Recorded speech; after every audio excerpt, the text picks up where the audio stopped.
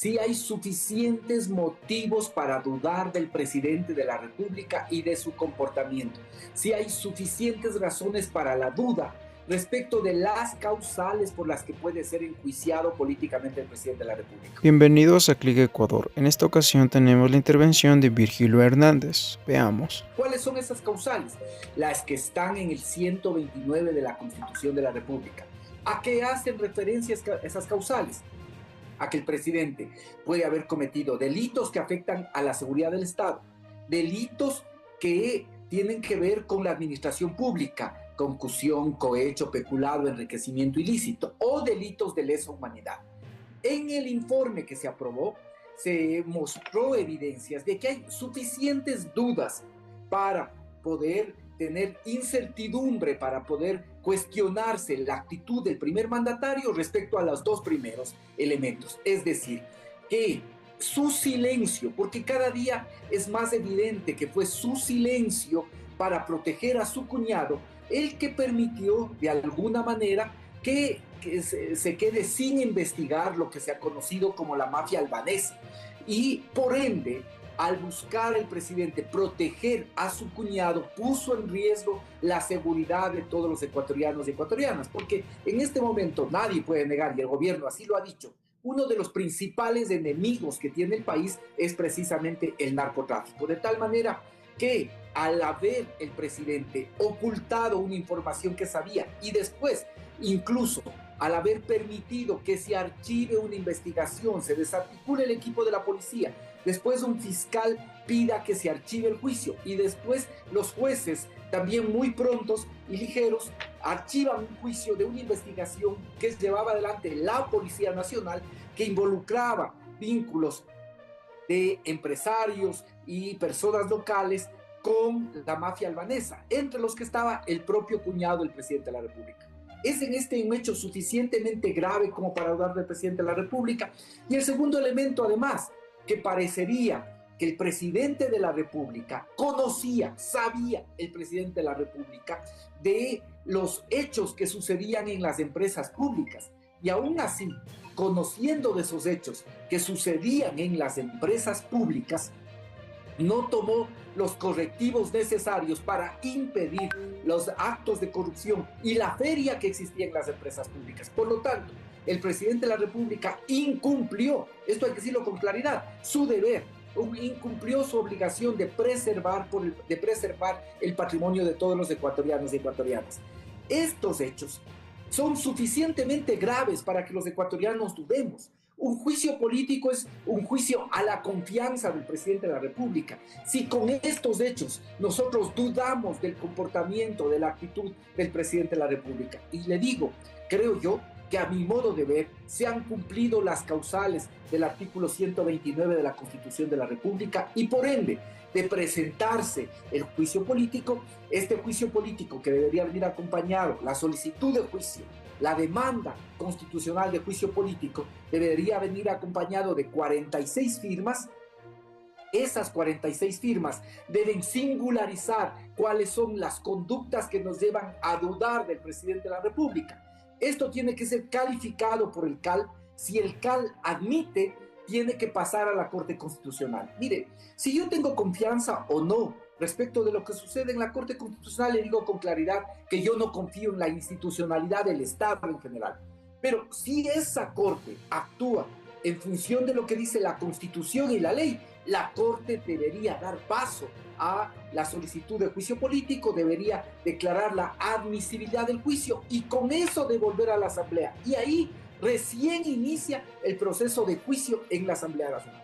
Ahora, este informe elaborado por la comisión que ha presentado a la Asamblea Nacional para que entre en debate y ha sido votado a favor, la bancada oficialista ha manifestado que eso es simplemente una fábula, que no tiene ni pies ni cabeza, que simplemente esto es una venganza por parte de las otras bancadas que están presentando el juicio político. ¿Cree así usted?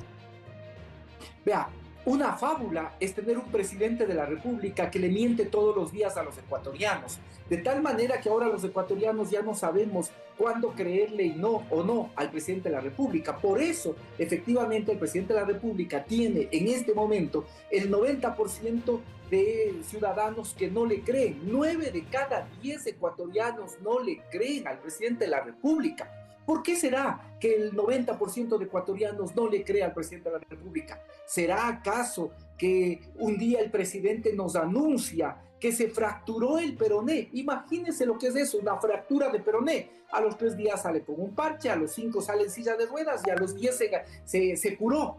Sí, y eso, más allá de este hecho anecdótico, simplemente lo que hace es ir socavando la palabra presidencial. De la misma manera que ofreció 2 millones de empleos, de la misma manera que ofreció créditos al 1% a 30 años plazo, de la misma forma que incluso a los quiteños nos ofreció poner a girar la Virgen del Panecillo. Todos los días los quiteños nos levantamos, vemos al panecillo para ver si la Virgen ya está girando.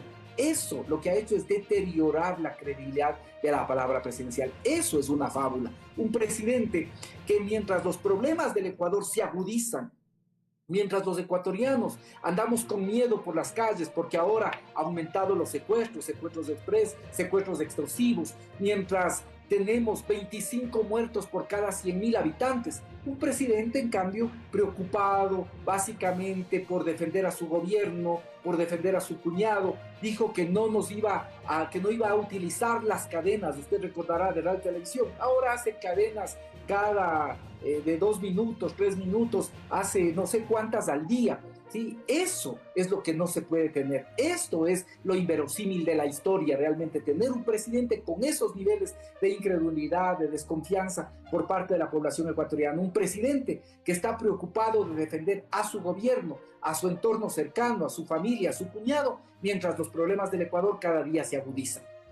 Según perfiles de opinión, el 8% de credibilidad tiene el gobierno y ese 8% sigue diciendo que el gobierno no tiene nada que ver en problemas que se ha dado en el tema de corrupción de las empresas públicas, que eso es de el cuñado supuestamente y de los otros personajes. Entonces, en este caso, el presidente de la República no tiene por qué irse a juicio político. Y encima de eso, el señor Danilo Carrera dijo que iba a denunciar al medio de comunicación y además quería cobrarle unos $500,000 por perjuicios, ¿no?, a la persona.